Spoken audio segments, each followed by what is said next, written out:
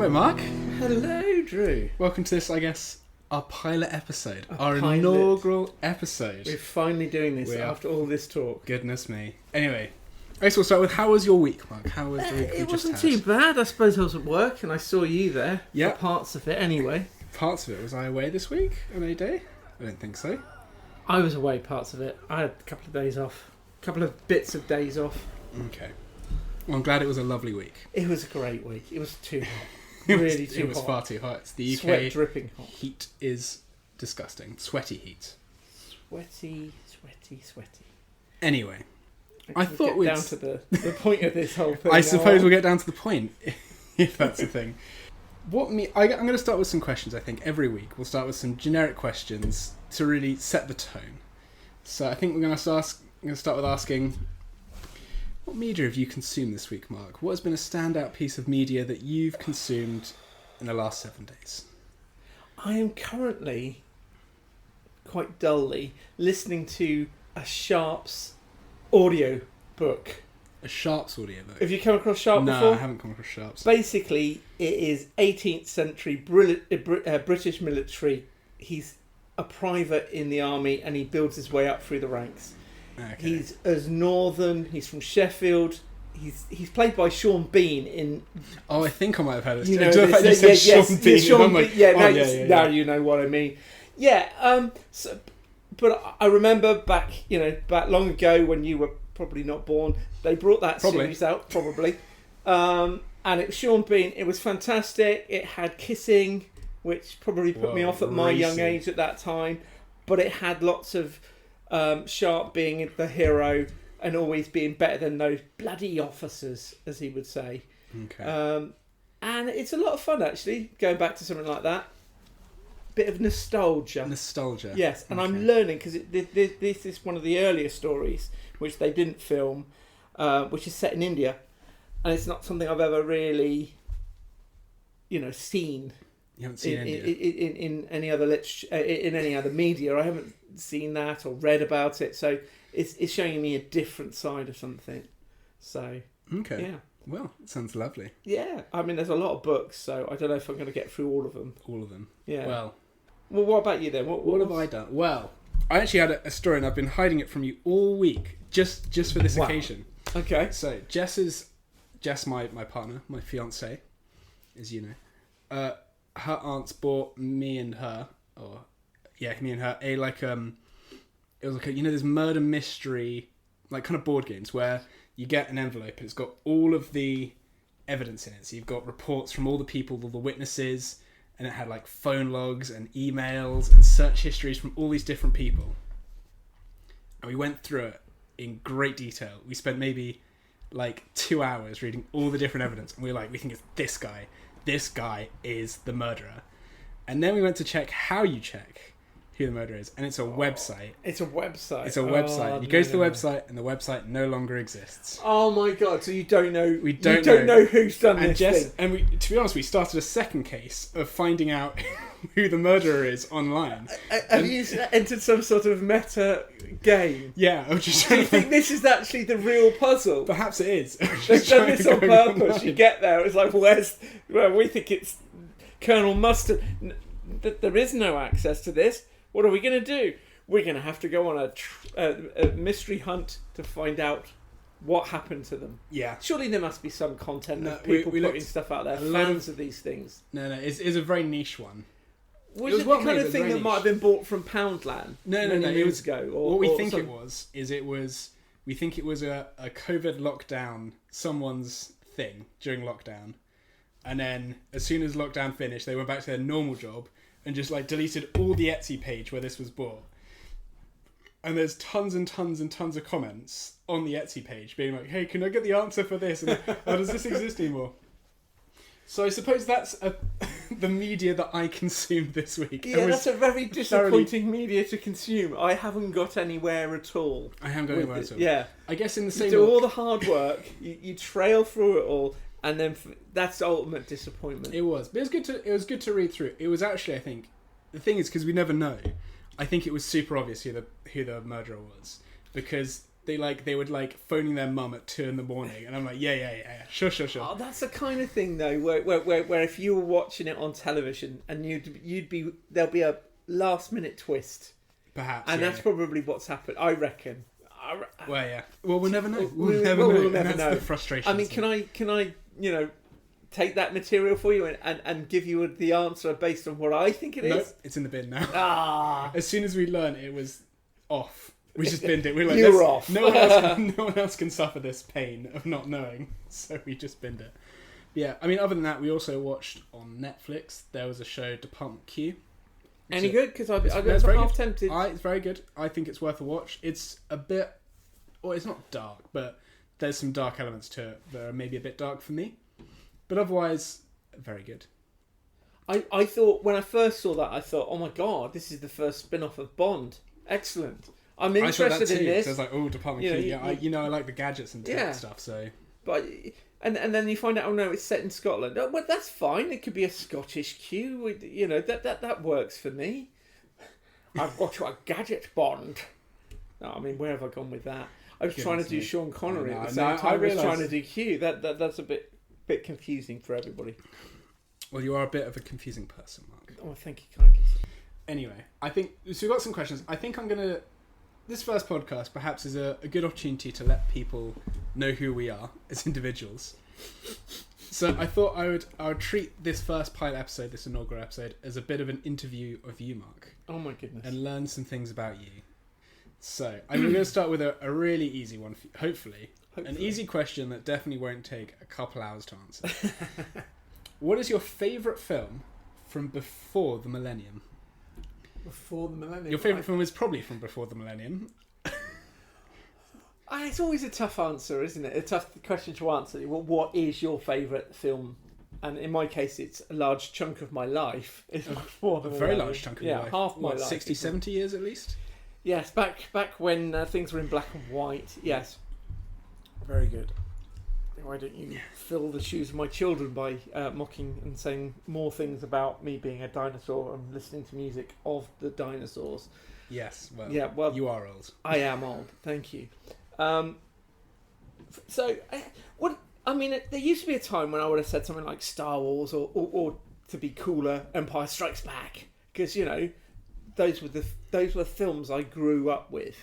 I was born in 1976, and the year after that was when Star Wars came out. So, and I feel like it's of your era kind of thing. So growing up, it was always on the television, all three of them. I remember getting a pirate copy, and my neighbours getting a pirate copy of Return of the Jedi, and sitting in their front room watching it for the first time, and it being like, oh my god, all the things people say about the teddy bears and all the things they try and down it on the Return of the Jedi. It was just brilliant for me. Speeder bike chases, the best space battle scenes ever. For the time, there weren't many space battle scenes at that point. You go back to that; it's still incredible. No, it's still in terms of showing the narrative of what's going on. You've got little details of you can follow different fighters that aren't the main characters getting into their own little battles and stuff. But at the same time, you can follow the story through, and there's a fantastic piece of music. I can never remember it, but was it John? Was it John Williams? It's all John Williams, yeah. But it's a really, oh no, I'm not going to do it. It's just going to go wrong. But it really builds up the pace, especially when you've got the teddy bears fighting the stormtroopers downstairs. Downstairs. On the planet. Do you mean on the planet when you mean downstairs? Do you ever put films into that kind of process, especially if there's a lot of action? You've got to kind of go compartmentalise different parts of it. So you got down on the planet, downstairs. You've got them fighting there. You've got them in the space fighting each other in different ships, and then you've got Luke and his dad. Spoilers! Oh my god! Oh no, we've ruined it for a film far older than you. So, I would love to say one of the Star Wars films. I love Empire Strikes Back. It's fantastic. Even though it ends on a bummer, it's really well paced throughout. There's a lot going on with it.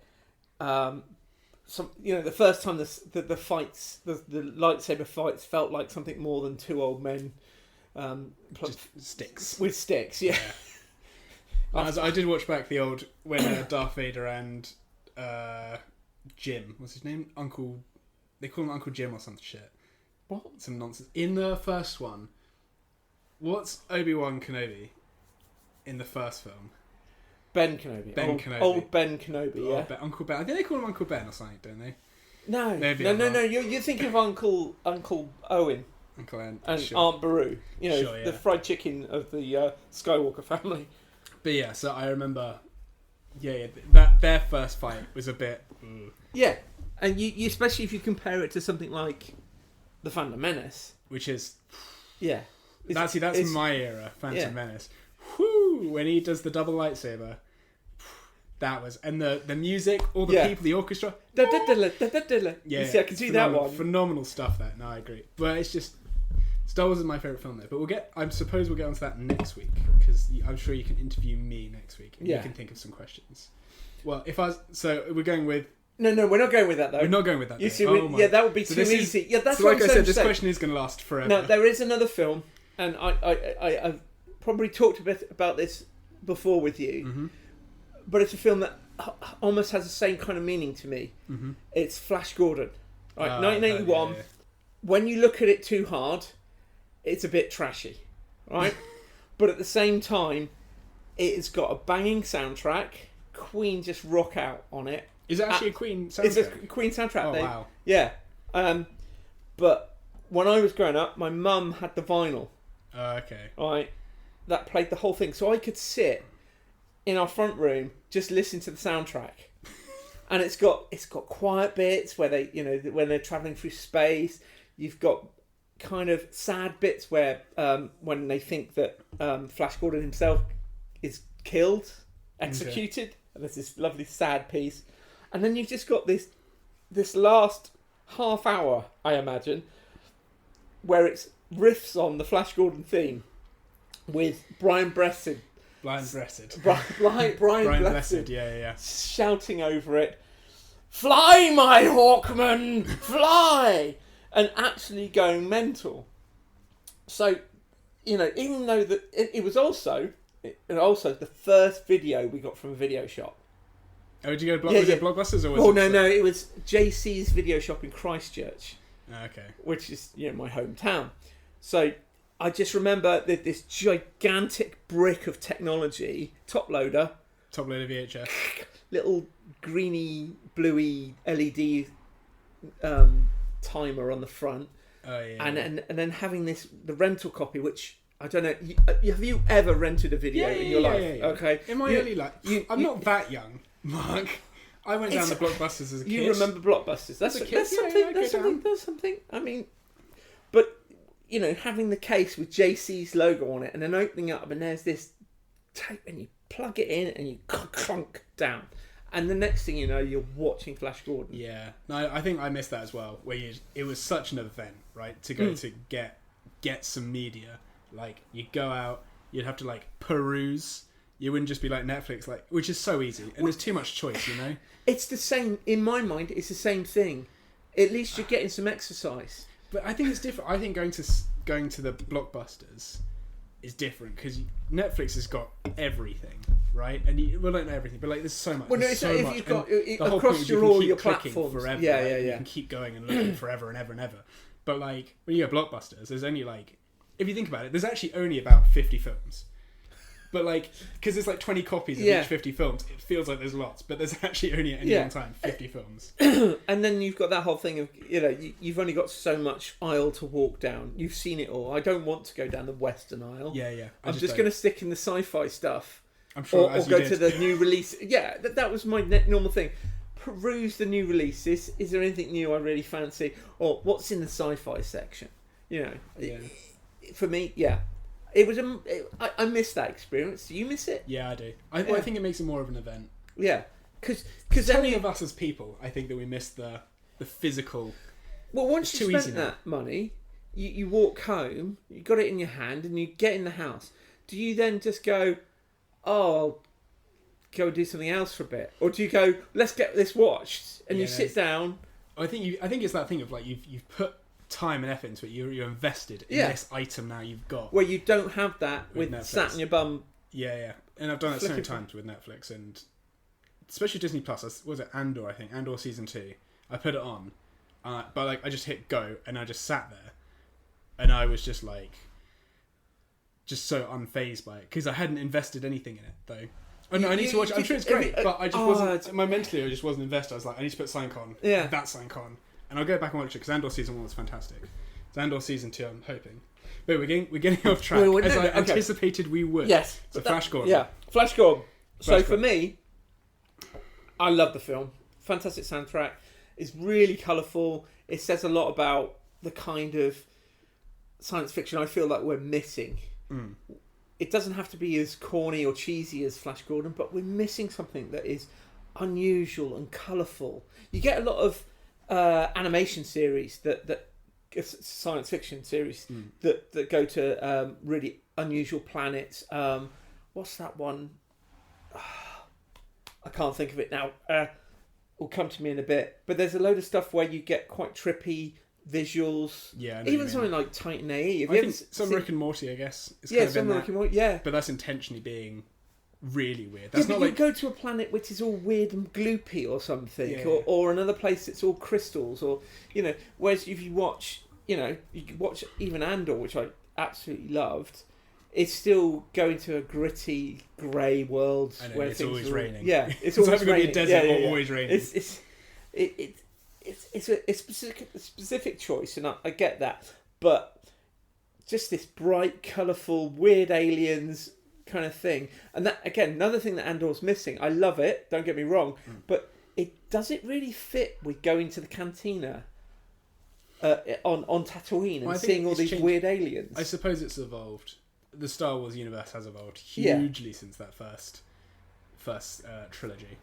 But yes, we'll get back. We'll come to one day. We'll talk about our thoughts on Star Wars one day, I'm sure. But second question. So okay, favorite film before the millennium. It's going to be Flash Gordon. What about after the millennium? After the millennium. Are we saying sci-fi? Or are we just saying? Are we staying off genre? Okay. I think there's a couple of things. Part of your life. Yeah, no, it is, and I think I'm going non-sci-fi. Oh my god. Yeah. It's Shrek, isn't it? It's Shrek. Shrek the movie. Shrek is a great film. People underestimate it, but it is a great film. It is a good film. Yeah, no, definitely. But not definitely not. Is that after? Yeah, it is. It's 2004, I think. Yeah. So I'm going to talk about Master and Commander. Master and Commander. Have you come across that? Yes. Yeah. Yeah, I think I have come across that. I think Jess's mum has made me watch that a few times, actually. I honestly, if you... Again, going back to my nerdy side, it's something where this could be science fiction. If it was like early space travel on a frontier and stuff, you've got a crew of... Yeah. And I suppose that's sometimes the kind of stories that I like, is this idea that you've got people that are far from home, far from any support that they could have from people around them. That's what Star Trek was all about. Yeah. It's all about it being in the ship. It's your ship, and it's just you guys in your ship in the unknown. I get that. I get that exploration. Like, you've got your base, and you guys are gonna work it out as the team. Yeah, I get that. If you get it wrong, that ship's sinking, or letting in air in the sci-fi thing, and you've got to take care of it. And it's really well made. It's visually beautiful. The music's fantastic, and it's not just. It could have just been the Pirates of the Caribbean, in the sense. No. But I'm saying it isn't just a rock. Just a romp. It has. You feel for the characters more than you do for something like Pirates of the Caribbean. You get involved in them. It's more serious. Yeah, I suppose. And it's not. And it doesn't have a romantic story to it, which something like that, especially as it's a period piece, would normally have or be shoehorned in. I suppose, yeah, but is it built? Was it made in an era of the romance being added, like the filming of it, not the period? I think of the. So. Yeah. I think around that time, you think of something like Gladiator. I suppose no, that doesn't have a romantic element shoehorned in. It's kind of more relationship, isn't it, than his relationship with the sister. Is it the sister? I can't. Oh I gosh. can't remember. We're not looking very knowledgeable here, are we? No. We're losing track. I think she was the daughter. Was it an incestuous relationship with Joaquin Phoenix trying to get on with his sister? I can't remember that storyline now. Oh dear.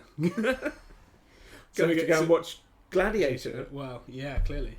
So we're going for After Millennium. We're going with Master and Commander, which is definitely. If I should Google that right now, it's definitely in this side of the millennium. Yeah, definitely. Yeah. Okay. I want to say 2010 have a quick or 11. Google. Oh my gosh! If you're wrong, that's going to be awkward. I mean, grab that copy behind you. Master and Commander. Here we go. 2003. I mean, 2003. Scooching it right in there. Jesus. Keeping that close. Is it that old now? It must be. I mean, it's quite grainy. If you watch it, there's an era of film where it's grainy because it's all analog. Yeah. And you can definitely feel that in that film. Yeah, but it feels solid though. No, it does feel good. No, that's I'm real not denying shit. I don't think that's bad. That's solid. Yeah, it's real. That's it's not splinters, like a CGI. Yeah, for real. All right. Perhaps a softer note on a different. So we go Master and Commander for After the Millennium. Flash Gordon for Before the Millennium. A movie that's made you cry. One of your favourite movies that's made you cry. An emotional movie. A roller coaster. Oh God. Well, I think there is one film that I have several times cried at, and it's the Albert Finney version of the Christmas Carol. It might be called the Scrooge. Hold on, I'm going to let that up because I can't remember if they call it the Christmas Carol or. Oh gosh! I think it must be the clearly Christmas, a great film if you have to Google it. Oh no! It's just remembering the details. Sure. Sure. It's what makes me cry. Alistair Sim, it's alright. I think they're all feel good. The old Dickens Christmas Carol films are all. Yeah, I mean it's the same story. Yeah. It's a well-written story. Can't find. Is that the live action one? Is that the? It's one of the live action. That must be very old then. Sheesh. 1970 something. 1970. Hold on a minute. I still haven't found it. Albert Finney. This is fine. Portion of this can be edited out. Yeah, we can edit this out. Edit this out, please. It was a Scrooge. All right, I'll go back to the beginning on that one. It was a. Where's the date on this? Come on. 1970. I got it exactly right. That was a guess. 1970s version. It's also got Alec Guinness as Marley. Or Marley's ghost. Alec Guinness is. I'm gonna have to Google him quickly. Obi-Wan Kenobi. Oh, okay, cool. Yes, thank you. I don't know people. Absolutely especially shocking. We're gonna do a lot of this. There's gonna be a lot of you saying someone from the 80s backwards, and I say anything from the 2010s forwards. If I say Obi-Wan Kenobi, you go, yeah, I get it. Yeah, I do. We're gonna do it. Any celebrity from the 2010s onwards, you're ruined. So there we go. So that makes you cry. Christmas Carol. Yeah. Do you watch it every year? Not every year, but when I do, it's that scene. It's the same scene every time. It's that scene when he first realizes he's all right, and he shouts out to the little boy. Oh, yeah. Is that turkey? No, it's goose probably. Is that goose still available? Yeah. And it's just his joy and the fact that everything turns, positive and everything. Yeah, and you're like, oh my God! Fair enough. Even his dark heart can be raised. Yeah, that definitely always makes me. And to be honest, they've all got that moment in it, but it's just something about it. I think it must have been one of the earlier times I watched it that I just got emotional at it, and it kind of comes back to me. In the same way that one of the scariest bits in my life in a film is E.T. Really? Yeah. Okay. And it comes from watching it at a young age. And there's a bit when Elliot first meets E.T. Yeah. And he's in the shed at the bottom of the garden, and he jumps out, and it's like. I was traumatised by that as a child. Oh, fair enough. I was at my cousin's house, and we sat down to watch it, and I said, I knew this was in it from the trailers and the advertising. I said, I don't want to see it when that happens. So I go upstairs, and they call me downstairs again, and I sit down and watch it, And then that scene happens. My aunt and uncle were just mean at the end of the day. That's brutal. Brutal. But again, I can feel that bit every time. Even it doesn't scare me anymore, but I feel the emotion of being weird terrified. Nostalgia. Weird nostalgia. Terrified nostalgia. I mean, there must be something you've got out of that. Well, like in terms of horror nostalgia kind of stuff. Well, not necessarily horror or anything that you repeatedly go through in time. You get the same feels, the highs or lows. Oh, there's loads of films. There's some films. I'm a very tear-jerky guy. I'll cry at a lot of films. But we'll get to that another day, perhaps. You gotta tease the audience. You're teasing me. Forget the audience. I want to know now. No. What's wrong with you? So we're going with the Phineas Sank. Albert Finney. 1970. 1970. I'm going to have to watch that now. Yeah. I'll have a... I mean, be prepared, because this is the thing. When you go for something... I remember the animated one, and the Ghost of Christmas... There's an animated one. I'm pretty sure there is. Oh, gosh. And the Ghost of Christmas Past... Because Ghost of Christmas Past has the chains, doesn't it? Yeah. Or Future has the chains. Hold on. No, Future has the chains. The chains is... Jacob Marley. Yeah, no, I'm thinking of the Ghost.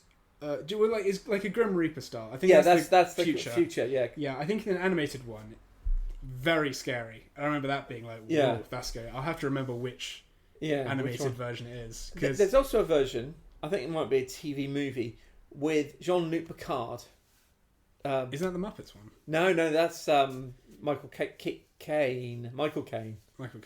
Oh, it's Michael Caine. You're right. Yeah. That's the Muppets one. But there's a straight version with people are gonna get ragey that we're so bad on people's names. The fact that I was like, Picard, the guy in the Christmas movie, the Muppets Christmas movie. Patrick Stewart. There you go, Patrick Stewart. There, yeah, Patrick Stewart. Again, I watched the whole thing, but it didn't get you. Didn't get me. Not the same. Maybe he's not Picard. Picard isn't. He's not built for that role. No. Perhaps not. Wait, doesn't he do a lot of... He does a lot of the Shakespeare stuff, doesn't he? Patrick Stewart. He's also done some... I've never seen it. There's a film, The Green Door, I want to say, where he's going to be some neo-Nazi. Oh. Whoa. And these kids get trapped in this club. They play a set at this club. And they end up getting trapped after they see some violence or something like that. Okay. But the only thing I remember... I've never seen it, and Patrick Stewart's in it. But he was recognised, I read, that for him being quite intimidating. Okay. So I couldn't imagine him being intimidating. We'll have to see. A lot of recommendations coming out of this episode immediately. Anyway, we'll move on. So otherwise we can get... I'm concerned we're going to get trapped into just one of these questions. So... We're going to go off movies now. We're going to go favourite book. Favourite book.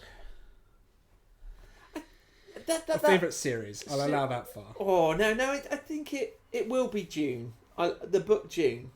It is a comfort read. People say it's a fan. As you know, I don't read very much. It's not really my wheelhouse to read. I wish I did read more, but it's just not for me. I recommend people say June is good.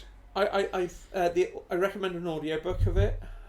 I'll have to find which one it is, but I found it really enjoyable. It's a lot more dark than the movies. The movies they lighten up a little bit. Yeah, there's, probably again that whole thing. I mean, a part of it is do you know anything of it at all? Well, I've watched the films. The last two films. The films. Well, Baron Harkonnen is presented as a vile person. Really quite horrendous. Yeah, I think he's more vile in the books. He's more vile in the books, but the problem is that Herbert painted him as a homosexual, it tried to add that as a thing, which doesn't. It's not really. It doesn't translate, of course. It doesn't translate in this day and age anymore. But it's like, well, by him being a homosexual, he's obviously really evil. He's sinister. Yeah. But the one thing that the book gives you is the real nuances of the characters' motivations and what's going on, and everybody.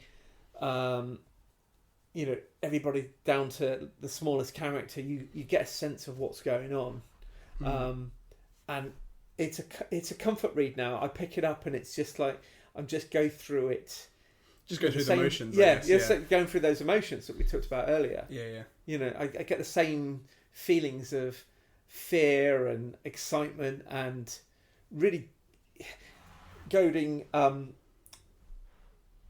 the story along, you know, really wanting it to happen. And there's so many little bits that haven't been both the Lynch and the Villeneuve versions, they didn't pick up on certain details that I'd love to have seen filmed.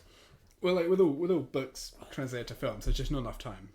In every Yeah, but then there are choices you when they add something to it which wasn't in the book. I always find that weird.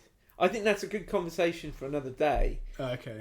Is that whole idea. Thing of just adding things that weren't there initially. Yeah, so especially when they cut out whole sections of the book to fit it into the runtime. One of my big things actually about that kind of whole thing is I haven't read The Lord of the Rings, but I've read around. Yeah. And I've watched the films, obviously. But there's like Tom Bombadil, which I think is a really, really, really interesting character, but like is just completely like missed from the films. But I think like is such an interesting character. This like almost like benevolent god that's just like chilling in the woods, and everyone's like real cool about that and not really like fussed. Well, you see, for me, it was. I've never been a big fan if there's a lot of songs or poetry that characters are reading out in books. I find it really. I've never been good with poetry. Yeah. You know, I hated it at school. Never got it. I think I don't know. You know, I'm not going to investigate it at any point. But it was always when I was younger. When I used to try and read The Lord of the Rings, it was always a block getting to Tom Bombadil. Okay, just annoying. Annoying. Oh, why is he singing? And usually I'd drop it at that point. I couldn't get through it. I'll come back to it later. I started reading something else a little bit more gritty. Yeah. A little less. Yeah, who wants poems? Singing. Right? But so when I came and watched the Lord of the Rings films, the fact that he wasn't in it was like, good job. Wow. That's something that could in my mind. Fair enough. I'm all about the whimsy. So I like whimsy guy in a gritty scenario. Oh, hell yeah. That's where it's at. I suppose don't they get some swords off of him or something? I don't know. But he I know that he picks up the ring and it's just like, whatever. And like, it corrupts everyone else, but he's just like cool about it. He's like, yeah, whatever. And just like gives it back. And then everyone's like, whoa. But he does, and I think in the end, Gandalf goes and chats with him for like 10 years. And they just like chat for 10 years. And then he goes off to the east with all the elves. Is this Solomon? No, I think it's at the end of Lord of the Rings. I think he does that. There's a lot of like, especially they do it with The Hobbit as well. There's a lot of like after the fact stuff apparently that was written. That's what I found funny when they people reviewed Return of the King. It's like, too many endings. It's like, but then have you not read the book? Because that just drags on throughout. I mean, the whole thing where they go back to Hobbiton and have to save the day again at Hobbiton. Yeah. It's just like know when to end your book. Have you ever come across the idea that the fact that Tolkien originally wanted it to be one book? Oh no, I didn't know that. Yeah, I it's something I've heard on other podcasts, and I've never investigated it myself. But the idea, if that is true, if you look at the structure of the book, having 100 endings on a massive book, it's a bit much. Fair enough. Well, maybe one day I'll read it. I just don't read very much. But okay, so we've gone favourite book, we've gone Dune. Yeah. And I think that's a pretty generic answer. I think a lot of people would say Dune. But that's fine. There's a reason a lot of people say. But it's the book I've read the most. Yeah. Well, that's fair. You have a lot of books actually that are of that kind of. When I have seen you read, you do like to read.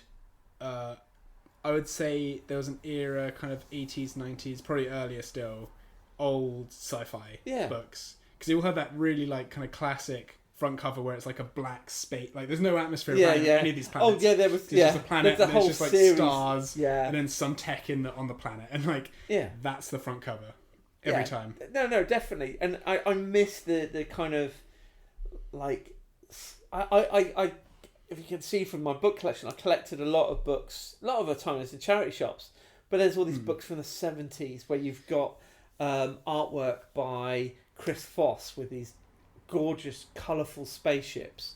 Absolutely nothing to do with the book content. Oh, really? Whatever it is. Let me. Oh, this is Look, good I'm- podcast content. He's getting up to go to Go his. for a visual there, but just to give Drew an idea of what I'm talking about here. Yeah. This is classic. So if I was to describe it, it's like a spaceship on like. Is it on like a planet? It's like above an ocean planet. Yeah. With like some kind of bluey. What's the actual book? It's Asimov Foundation. Yeah. And it's exactly what when you read a book at work, this is exactly what I think. Yeah.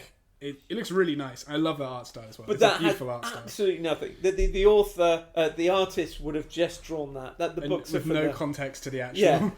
Well, this foundation. What year was this? 1940s, 50s. I can't remember now. 1960.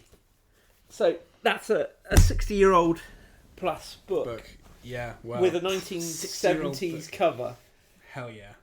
I'm all up for that. That's a good bit of history. It's a thin book. Maybe I'll read those kind of books. Yeah, and again, when you read Foundation, I mean, it's recently been made into an Apple TV show. Oh, really? I tried to watch the first one. It was visually really nice, but it didn't capture what I remember from the books. I never got to go back to it. But it's the idea is the future history, and predicting the future almost through mathematics and stuff like that. Oh yeah. So there are spaceships in it, but that's not. It's not. That's not the important bit. Yeah, it's not a Star Trek film where you need to know what the spaceship's like to get the story elements. And, I didn't. Yeah. And I always thought that about books, like. Like I think in a movie or a TV show, the spaceship matters. How it looks matters. Like, and different spaceships being like different speeds and like different classes totally matters because it's all visual. But in a book, does a spaceship really matter? Does it like, oh, this one looks super edgy and cool? It doesn't really like translate into a book, right? No. So like the spaceships just don't matter. It's not as important. No, it could be a brick. Yeah, right. And the story's still going on. Yeah. It's all about the story rather than the visuals. Yeah. Well, so that's your favourite book, June. June. Yeah. Like it. We'll go for a different medium again. Favourite video game? Favourite video game? Oh, I think the game I most think of... Oh, no, there's a few. I had an N64. I absolutely loved GoldenEye. Played many hours of that. A lot of people. Yeah. 64 is probably, I didn't have a 64, but it was like just when I was getting into video gaming, the N64 faded out basically. What is on its death now? It was just at the end of that, so that's probably where I'm at. So it feels like where you tape it off, I tape it in basically. Yeah. So between us, we should cover all of video games. Hold on a minute, youngster. I had a 360 was a golden age of 360 video was a golden age of video gaming. I loved playing the Halo series. Halo 3. In fact, fantastic. Halo 1 and 2, of course. Xbox, just Xbox. Xbox. But yeah, Halo 3, the Call of Duty series, the early stuff before it went mostly crazy online. Yeah. And Fallout 3. Spent a lot of time on that. Yeah, people like Fallout 3 is not for me. I don't like an open world game. Yeah. So Fallout 3 is not for me. You don't like them? No, when I try and play an open world game, all I'll do is I'll sit there and I'll play 6 hours of it, and then I'll get like 20 quests, and I'll go away for like a day and a half, and I'll come back and be like overwhelmed that I have 20 quests and I've forgotten everything about every single one, and I'll be like, well, that's me done. Game over for me. You don't want to go back through the logs and read them, or have them read to you. I don't like reading anyway, so having to read logs is like, well, this is not what I signed up for. So I like a linear game, and that's why I think I like Halo 3. Because Halo 3 in my mind is like, it's like seared in my mind that's like one of the best games ever. It's something you don't get on a smaller scale anymore. I think you get a lot of games that look interesting, that have got interesting storylines to them, but they just feel too big. They do feel too big. Games these days are too big. I kind of agree. Yeah, especially in my part of life, I've got 4 children. I have no time for gaming anymore. Yeah. I'd like to sit down and just play a level. Yeah. And feel a sense of accomplishment. Or know that a game is like 6 hours long, right? Yeah. To know a game is 6 hours long, and it's a really good tight 6 hours, means more to me than a game that's 500 hours of playability. Because like I know that those 500 hours, probably only 100 hours of that content is actually worth ever playing. Yeah. Because the other 400 is just grinding or just doing like a fetch quest, or like there's a ton nonsense. of games, the Assassin's Creed series and Far Cry. They've all got this structure now where you've got the main storyline and then you've got a load of cut and paste stories. Missions. Yeah, I know what you mean. Yeah, just like jot around, like go find this shrine, move this thing here, you know, and like burn this thing. You've done that. Here's some gold or whatever, and it's just like, well, you know, what's the point of doing that 100 times just to get some feeling of satisfaction? I want the story. I want to be pulled through. Yeah, you know, like with Halo 3. Yeah. It's a very linear story, but I'm up for that, and it is mission based. Yeah, we could talk about Halo 3 forever. But it's not. I'm just saying that. The one game I always think of when it comes to video games is Metal Gear Solid. Which one? The Metal Gear Solid. The original. No, it's not the original. It's the one on the PlayStation 1. Okay. All right. Was there one before then?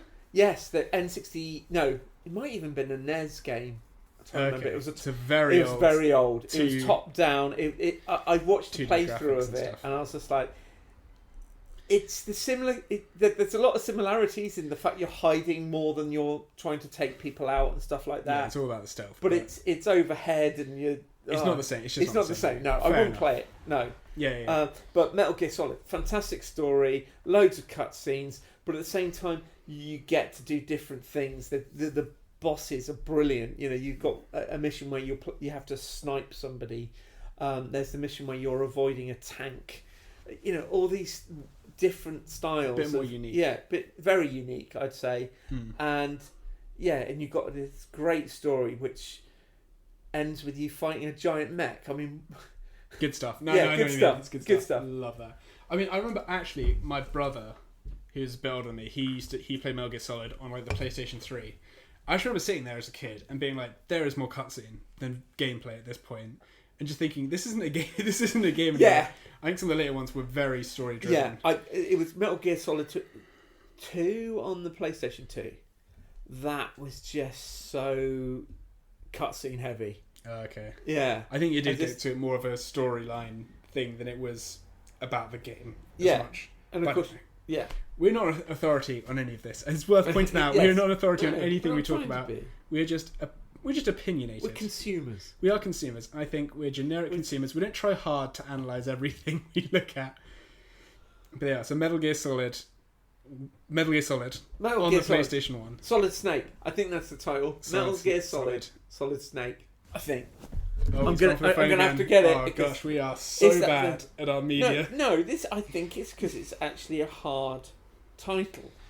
It's Metal Gear to begin, which was the first one, 1987. 1987. That's actually a really old game. Then 1990 there was Metal Gear 2. I think both Solid Snake. Yeah. So those were the ones that were 3D kind of 3D stuff. And then it's Metal Gear Solid. Yeah. And then you also had the Metal Gear Solid VR missions. Have you ever come across those? Was it N64 VR? No. The whatever it was. You know, the red laser one. Nintendo had like a VR way before its time. Yeah, the VR boy. No, He was VR boy or something like that. No, something like that. Virtual Boy or something. Virtual Boy. I think it was the Virtual Boy. No, it's not that. It basically it was a load of training things that you could do with Snake, and the whole world of it was like Tron. You know. Okay, yeah. But there were lots of different. They were almost puzzly. So you might have to get through a map. And they weren't massive maps at all, but you'll have a patrolling soldier and you have to get past with that, but you have no weapons. Or you might have one weapon, but you can't allow the other guys to hear you. Or it's a bit more challenging. Yeah, it was a different kind of challenge. A bit more scenario based. And then it was so the PlayStation 2 one was Metal Gear Solid 2: Sons of Liberty. So the game that I really like is Metal Gear Solid. God. Well, we got there in the end. Yeah, we got there in the end. I lost interest though after Snake Eater. I feel like it's one of those things that the franchise just keeps going forever potentially, and it's just unless you've like played the last 6 games, you have no idea what this game actually actually is happening. And you might when you get to life gets in a way, you miss a generation of console. Yeah. And it's like, well, can I pick it up on a PlayStation 4? Yeah. I don't know. Don't have to play it. Yeah, It's not even worth trying, is it? Yeah. And the stories are convoluted enough when you've just playing one of them, let alone trying to remember the things you meant to know from the first game. Yeah, for real. Yeah. No, I get that. Kills but it's still the game. It's still the best game. Okay. Well, we'll move on. Next question again. We're doing well. We're getting through this list very nicely. Excellent. Very good. So I've gone now for... This is more my wheelhouse, I suppose. Favourite board game. I will have strong opinions on this. So. Well, you see, I know the thing is, I'm just going to show myself up for not being a massive board game player. Because I don't play a lot. No, I know you're not. And the ones I do end up with... It's because of my kids. I end up playing either Monopoly or Risk. Oh dear. And both games. Oh dear. I knew you'd say those like, games. There's so... After a while... I like the thrill of it to begin with. Apart from Monopoly. I hate Monopoly nowadays. Monopoly is just a bad game. Duty, Straight up. Monopoly is a terrible game. Yeah. The thing is, even Monopoly has made a better game called Monopoly Go, which is an infinitely better game than Monopoly. It's all card-based. Yeah. And it's just fast, and it's just a bit better, and that is a better game than actual Monopoly. Monopoly This is card game is better than Monopoly. Monopoly. Okay, yeah. Monopoly's just bad. I'm willing to accept that. And also, like, things like Catan, I find pretty bad. I haven't actually played Risk. Because I'm always fascinated. I always looked at Catan, and what's the other one? What's Settlers? Is it? Settlers of Catan is the whole game. Oh, is that the whole game? Oh, yeah. So I'm getting mixed up. There's another one that feels similar. Oh, I know. There is one other one I want to give. Was looked at the railroad. Ticket to Ride. Ticket to Ride. I do have a copy. Is that any good? It's good. No, it's a good game. It's more for. So I really have in my large board game collection. There's different categories, I'd say, of board game. I think Ticket to Ride fits in a grouping of like people who don't normally play board games, but we have 4 hours to kill, and we're all sat around a dining table. And so we play Ticket to Ride because it's really easy to explain. It's got a level of like, you don't have to really think too hard. It just happens and it's fine. So like, that's okay. That's fine. Monopoly is a terrible game. It just makes everyone hate each other and it's long. And it makes no sense that that's a good game. And you know why it's bad. Yeah. Because it's not its original format. Yeah, because it's meant to be a satirical commentary on monopoly, on capitalism. But then capitalism took it, the irony. The capitalism took it over and made it a game. So it's all like, ugh. So you're going to go with generic answer of... No. I've got... Okay, go on. I've got two things I can pull out of the bag. One, which is a game that I remember... It's Scrabble.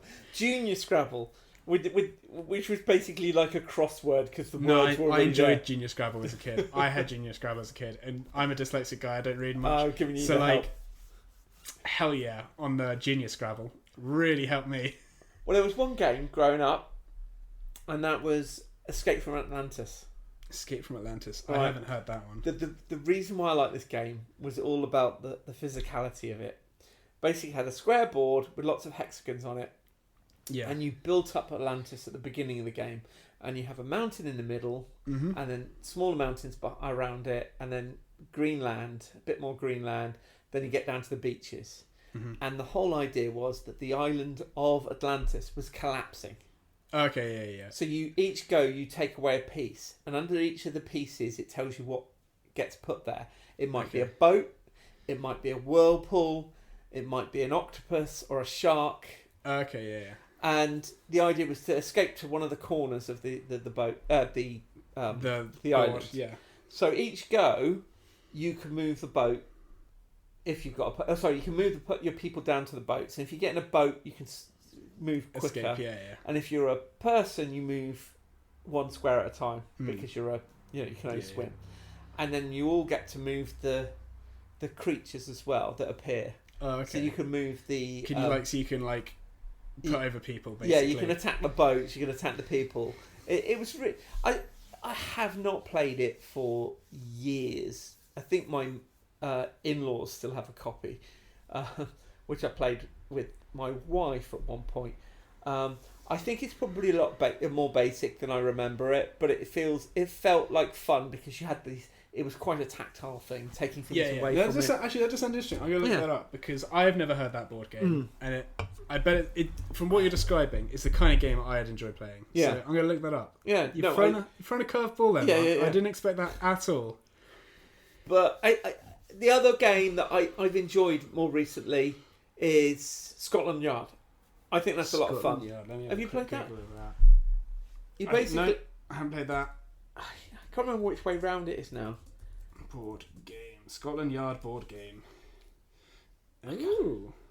Very interesting looking game. Oh, it's a big map. Oof. Yeah, big map. But you gotta. I can't remember now. That was kind of like a Cluedo kind of vibe. No, well, you're chasing after the other characters, but you don't know where they are. Okay. You can see them every so often, and you see where they are on the board. Okay. And I can't remember the detail. Is it one that it's an imbalance thing? You've got one person chasing. Yeah, it's an asymmetric kind of game. Yeah, asymmetric. That's the better word. That's the technical term. I think that's the most fun I've had in recent times with a board game. So I'm going to say that. Okay. Scotland Yard. Scotland Yard. Very good. Yeah. I'm sure if we come to this interview and it's all flipped, I will give you a 6-hour rendition of all the board games I've played. Well, there is one fantasy board game that, when I was a kid, I tried to design a Great Escape board game. Okay. So the idea was you had walls, perimeters, huts and stuff like that, and you could go into all of these things and pick up equipment. I got as far as trying to build the board. But you know what? So actually, this is something I don't know if you know about, but I have also tried to build board games. Mm-hmm. I'm on board game number 3 of just designing, and actually to get cards and like it's quite a lot of effort to build out a board game and a rule set, and you've got to build all the parts, and it takes a while. It's not a small feat, especially with rules, because actually I remember writing rules and I was like, these are airtight rules, no one's ever going to get through these. And then like one of my friends like, I read them, and if you do this, everything breaks. And I'm like, oh yeah, oh god. Yeah. If you're not just cut and pasting Scrabble or I don't know Monopoly onto something else, you've got to build that solid. You've got to play test. You've got to go through all of that rigmarole. There's a lot of people online, especially. Well, there's lots of books on this kind of stuff as well. And there's lots of stuff on YouTube, especially on like how to write your board game and like how to do it. And actually, I think reading other rule sets, it becomes incredibly clear, like what potholes other board game. Like when you read a board game rule set, it becomes very clear what they found the issues were, and how they fixed it. If you go in that mindset, so I always find that really interesting. I actually love reading rules. I actually buy a lot. I buy a lot of rule books just to like basically read them. I don't know why. That says a lot about me, I think. Definitely. Yeah. Cool. You're looking for what's the word for it? Some sort of order to everything. Everything's got to be put in place and have the same thing. Maybe I think it's understanding how someone interpret. Yeah, I think there's a real art to making a set of rules that feel really easy to understand, that can't be broken easily.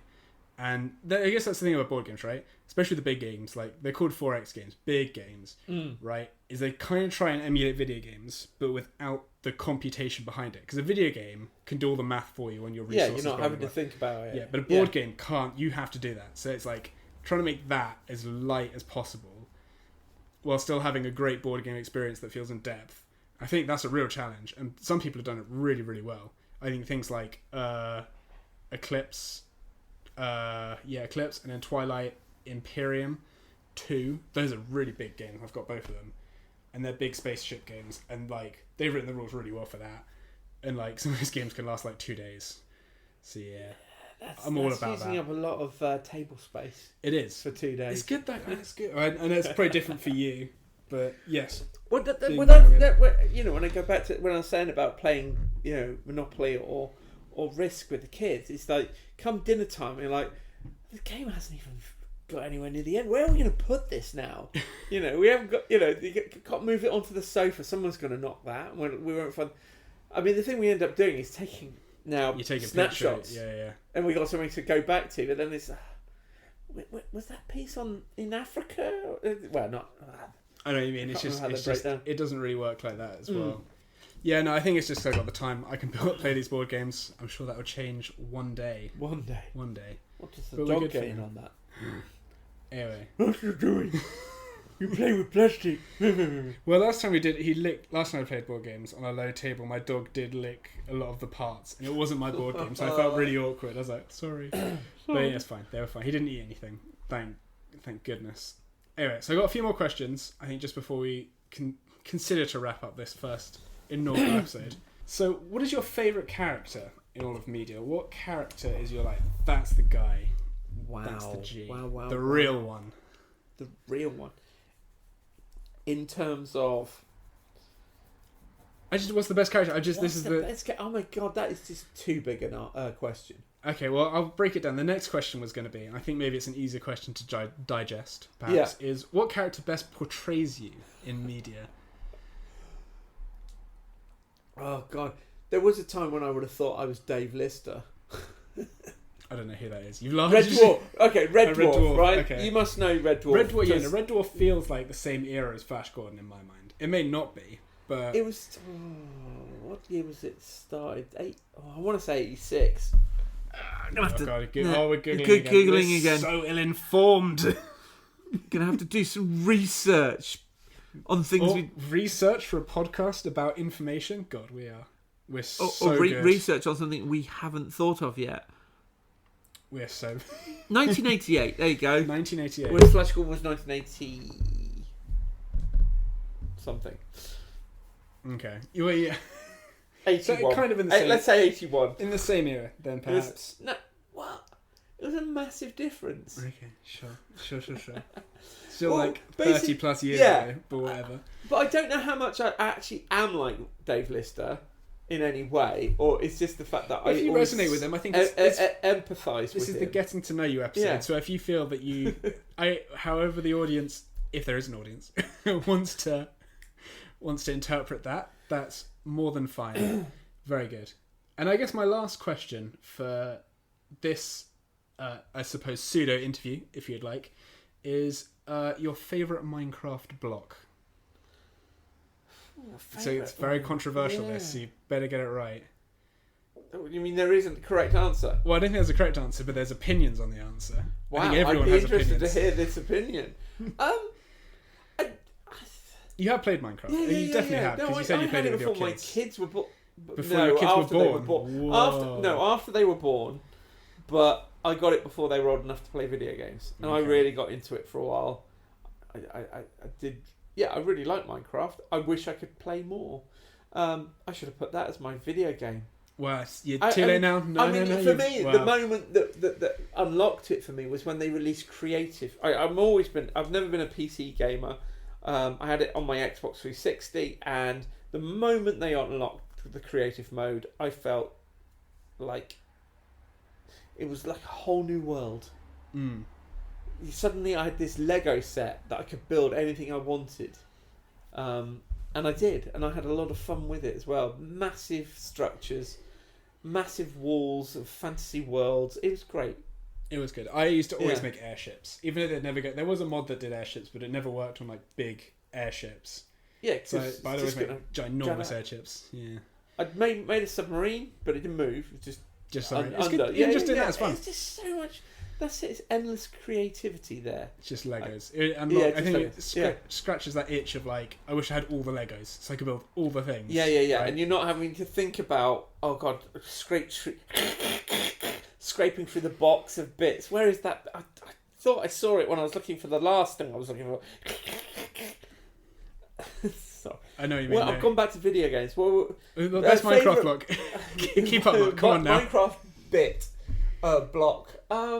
Minecraft bit. I do like the TNT. I spent hours just building things so I could just blow it up. No? Again, says a lot about you. Says a lot about you. Drew is shaking his head. Outrageous. Like I would suggest something so destructive. It's destructive, and it's a pretty generic answer. That feels like the kind of answer someone would give after playing Minecraft for 10 minutes. What am I meant to say? Gravel. Well, maybe. If you gave a good reason, TNT, I just like to blow things up. Yeah, I like to blow things up. Your destructive influence in people's life. I like to go digging and find it piling on top of me and killing me. Yeah. Sand makes glass. What a great... You can do lots with sand. I do like the sound of glass being broken. Broken. It's a good. Yeah, sound. Brilliant sound effect. I think people don't understand how good the Minecraft soundtrack is. Maybe it's nostalgia at this point, but it's simple, but in like a very beautiful way. It doesn't feel like nostalgia to me. Yeah, it seems cutting edge, but I get it's cutting edge. Minecraft, Minecraft, the peak of graphical performance for Mark. But that was the point in time when it was almost acceptable for things to look crap. Yeah, there was. Yeah, not crap. That's too harsh, but not to look like it's 100. And 100% real. I can't even think of hyper-realistic stuff. But it was something that would just be. You squint your eyes and it's an airship. You squint your eyes and I've made this fantastic fort with a working portcullis or whatever. Yeah. It just didn't matter. Yeah. I think that was good. And up till that point, it was just a growth thing. Oh yeah, it's got to look more realistic than the last video game that came out, or we're on the next generation. Look at this render. Ooh, oh, it shines more than it did last time. Sound like such a boomer right now. Well, no. I've spent many hours watching a release of a new video game or a new version. So especially when they do remasters and stuff, and I'm literally squinting at the screen trying to see the difference in two. YouTube, one video with two images in it, trying to go, I can see there's a difference between them, but which one am I supposed to think is better? Yeah, especially if they don't put the description in the image. You've got this thing where there's slightly more reflection in that one than the other one, but that one I'm thinking about, I thought looked more real. Yeah, I know what you mean. It's like with me at work, because I'm a very technical guy, and I'll look at something and be like, that's technically that's better. And everyone at work will be, sure. That I guess that looks better. And I'm like, no, technically that does look better, actually. But you if you look at the numbers, that's better. You're looking at numbers. Just. But I think that's what happens with the remasters. I think they're told make it look graphically better, and so some engineers will squirrel away and be like, here you go, numerically this looks better. Yeah. But actually, does it look better? Maybe not. I was very excited about the release of Grand Theft Auto San Andreas on the Xbox, and I was shocked at how weird it looked. Well, I think they just upped the poly count, basically. Yeah, but it made everything look really odd. Yeah, I've heard that. And it was just, you were meant to getting this experience. This was next generation, or at least a generation up. 2 generations up, in fact. 2 generations. Yeah. And it was just really, I couldn't get on with it. I just felt like I was playing with alien versions of these characters, and it just it's where you can't go back to nostalgia. Trying to play these games, GoldenEye was the highlight because suddenly when it came to the Xbox was that you were able to play with a decent controller. Yeah. Cause rather than the nightmare that was that 3-legged trying to do everything controller of the N64. But then I did remember being able to play. Anyway, I'm digressing off subject. Yeah, I'm going to say TNT. Because I can't. Fine. Tell me another block that does something more interesting. Well, a piston. I don't know. A redstone. I think glowstone's quite nice. I think all the types of wood. I mean, there's just so many different things. I could go on a rant, and if I thought about it for a while, I'm sure I could bring up some really good ones. I always used to love, is getting a set of shears and shearing all the trees, and then cutting down the trees, and then putting log and then 2 bush pieces or leaf pieces on top of each other, and you can make a really nice hedge. And I always, I know that's not a big thing in Minecraft, and that's not a big deal. People aren't going to be ranting and raving about that, but it was just satisfying because you could just make a hedge, and it just felt real good. And I've got it just to admit, itched that bit of my brain. It was like, yes. I built a model of my house at the time that had a hedge down the side. I found that incredible. At the time, this is, I didn't go to forums. I didn't, because they were really inaccessible at the time. I don't know if they've changed at all now. No. But I think, actually people talk about how comparison is the thief of joy or whatever, I think that's so true of the before it was easy to find information online, you would just do something at home, and it felt really satisfying because no one taught you how to do that. You just did it. Yeah. But now it's every tutorial online, and it's always someone this is the optimal way to make this mob farm or make this plant farm, and you're just like, well, my design is suboptimal now. But the thing, like you said, the joy of actually having done that yourself or working out a way to do it yourself is far more rewarding than some. Yeah, than just following a tutorial. Douchebag telling you the best way to do it. Yeah. Yeah, no, I agree. I agree. Yeah.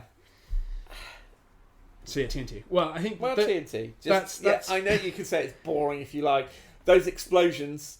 I mean, that's exciting to me. Fair enough. Things that are blown up. The thing I've just spent hours crafting. All right, I've squirreled away a saving of it. Okay, that's a saving. Yeah, but I know. Oh, I'm an engineer, so I like to build things more than destroy them. It never caught my eye, the TNT stuff, and it always made it super laggy. When you go to the beach, do you like that moment when if you built a sandcastle that the water comes along and takes it down? No. You know what? That tells me a lot about me because you know what? I wish that stayed. I wish that stayed. You know what? I'm going to pour some concrete on this. You're not going to get this reference, but call me Rogel Dawn because I want that thing to last forever. Forever. I want that to be the greatest fort that's ever stood. Right? When I go, that's me in a nutshell, almost. You're going to come with a bag of cement next time, then. Yeah, that's a life hack. Yeah. If you want your sandcastle to last, sand, concrete, you just mix it all up. You're just there. Imagine some poor kid coming along and jumping on it to trash it. Are you going to the beach with your cement mixer and just shoveling in, mixing it up? I'm going to do this right. Permanently beach with your high vis and your hard hat. Cool. I'd watch that. You just go to the beach and just. It'd be on the news, wouldn't it? It would be on the news. Local man built cement. Local man creates his own northern Atlantic wall. I was worried about the Europeans coming. Oh, it's gone political. Oh no. Well, best wrap up the podcast then. So before we end, I think it's good to look into the week ahead, perhaps.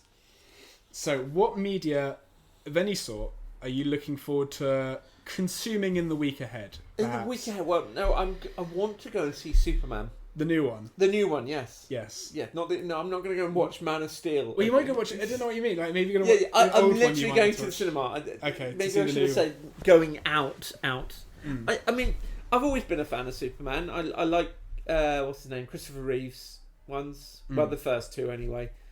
I bet you haven't seen them. No, of course I haven't. I've barely seen any of the Man of Steel ones. You haven't seen them? Well, yeah. Even though I love what am I about? Henry Cavill. Yeah, I think he's a good Superman. I think it's just a film around it that's not good. Yeah, I know what you mean.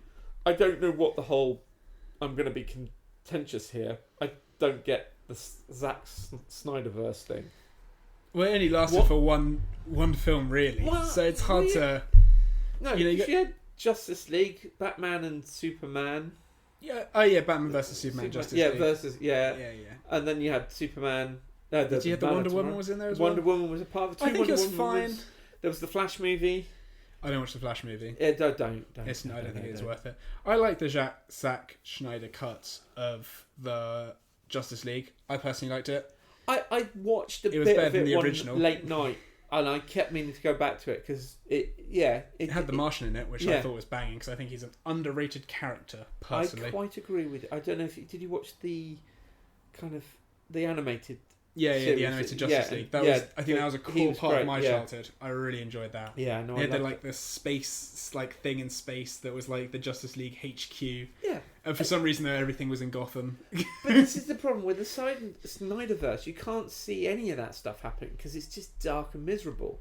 I can see the adventure. I can see the fun that these characters were trying to have and do, but it just went dark and miserable. I know what I mean. It was trying to be gritty. It's trying to be gritty, right? It loops back round to this whole idea of what I've got of Flash Gordon, which is something bright and fun. Yeah, everything's got to be gritty and mysterious. Yeah, and not as wonderful as it could be. It's Batman Begins, isn't it? It's the Nolan Batmans that's blamed for this. But it worked there. You can't copy perfectly. It. You can't copy that forever, I suppose. I'm hoping they don't try. That's why I want to go and see Superman. If they can get a comic book feel to it, it's something a bit more fun, a bit more self-aware. Yeah, than what it is. It has been. That's fair enough. Well, there we are. So you're going to go with Superman? What about yourself? Well, there's a new... It's a kind of media. I'm going to go with this kind of media. There's a new Pokemon set out. It's Black Bolt and White Flare. So I'm hoping to get a few packs, rips and packs. Now, being a Pokemon novice... Yes. Well, not I'm sure we're going to learn a lot about Pokemon during these podcasts. Well, having no interest in the Pokemon world... Does that mean there will be new Pokemon in this? No. So the sets are... So how Pokemon sets work is there is a series of cards with... So in this one, I think there's like 200 different cards you can get. Right. And they're all Pokemon that we've all seen before. But the idea is that they have different arts and they have different abilities. If you play the game, I don't play the game. I just collect the cards. It's just... Okay. So they have different abilities on them. They have different moves. But the important bit for me is they have different art and they have different art styles. So you have the normal cards, which are your normal cards, with blank generic cards. Then you have reverse holo cards, where the bit around the image is holographic. Yeah. Then you have holo cards, where the image is holographic. Then you have full art cards, where there's like no frame. The whole card is a piece of art. Yeah. And you have things like illustration rares, where it's like you have a copy of one of the normal cards, but it just has a full art version.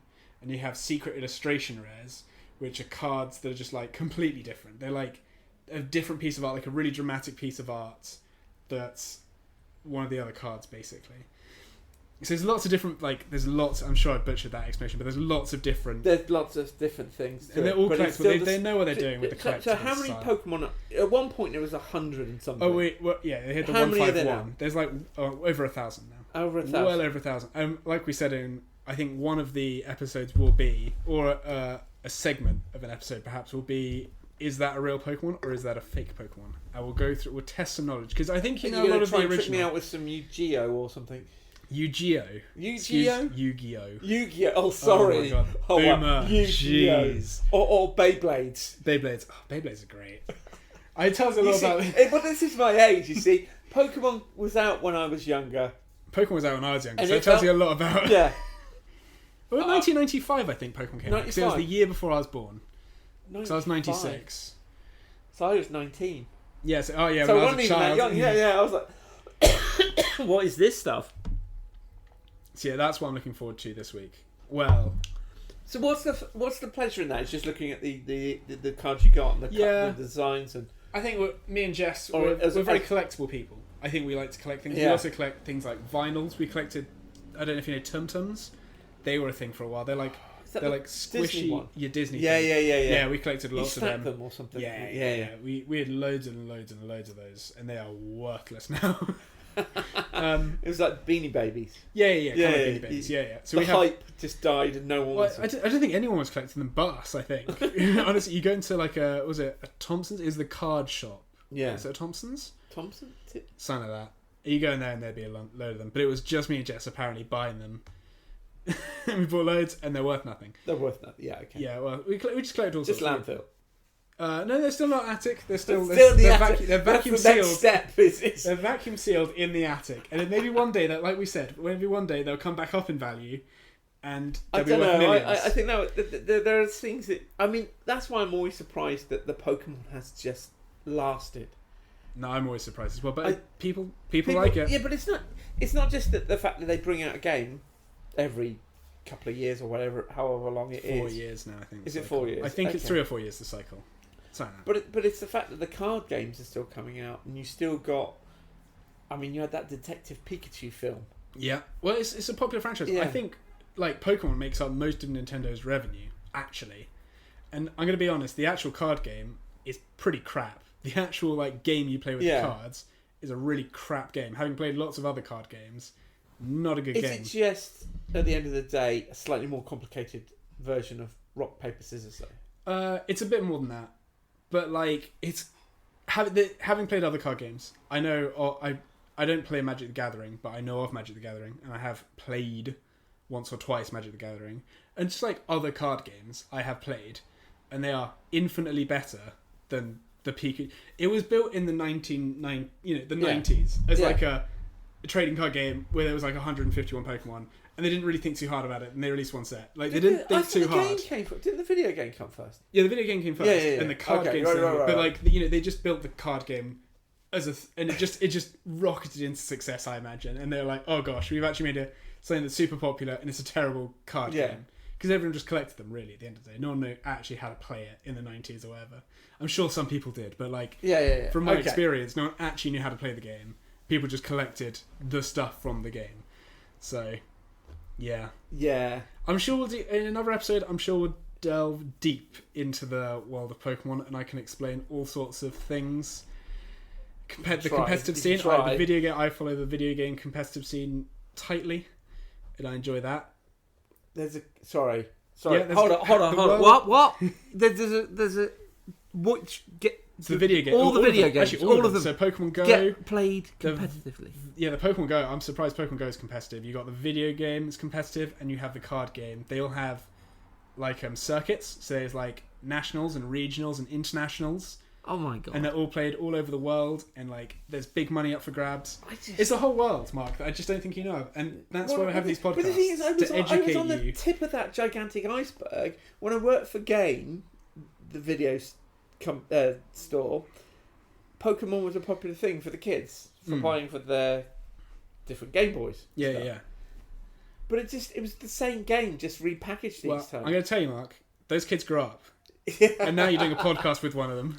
And we've got money to spend, so we buy that shit. You buy that shit, yeah. All right. Yeah. I mean, I'm at this point where I'm like, okay. We'll learn about it. There'll be an episode, I'm sure, entirely dedicated to Pokemon. No. I mean, I've been not purposely practicing on my Pokemon.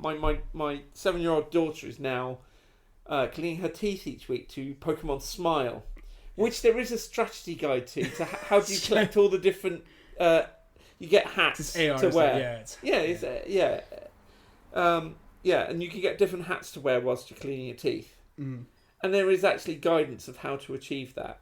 How to achieve the best. Well, how to get all the hats. Optimal gameplay. You know, there's optimal. like you've got to pet your mate, the character you choose. So she's choosing Pikachu. Yeah. And you've got to stroke Generic it like answer, that. But sure. What? Generic answer. Pikachu. Come on now. You don't get to. There's only 3 of them to choose from. Well, you get Pikachu, Eevee, and Psychels probably. Not Charmander. Do you have the 3 starters on Pikachu? What's the turtle one? The Squirtle. Squirtle. Oh I think gosh. they're the ones. We're really starting from scratch with the Pokemon stuff, aren't we? Well, oh no. Well, no, because part of the thing I get joy out of with this whole process is, when she cleans her teeth, there's a Pokemon in the middle that's got covered in purple fog. Yeah. Okay, so you can't work out what it is until towards the end of the teeth cleaning, and there's a point where the music raises up and the cloud goes away, and you see what Pokemon it is, and then the fun I have is trying to work out what the hell the name of this creature is, and my daughter is enjoying this process too. So we try and give it a name beforehand. Yeah, because once you've cleaned your teeth, you press the ball flies up and catches it, and it reveals its name. Okay, so you don't even know beforehand. Yeah, so you don't know a good guess of what that is. Yeah. Have you come close with any of them? I'm never going to be able to remember them, but you look at it and go, that looks like a fish. It's going to have ish in it at some point, or okay, that's a bird of some sort. So you're going to go where it's a hawk or something. Yeah, I get what you mean. This is terrible examples. I mean, it's never have gone that I know that exact name. There's always been able to get the kind of naming criteria. Yeah, I get what you mean. The generic kind of sounds for it. Fair enough. Well, I think we should end the podcast there for this. We could drivel on. We could just whittle on. Well, thank you very much, Mark, for joining me for this first. No, thank you for bringing such wonderful questions.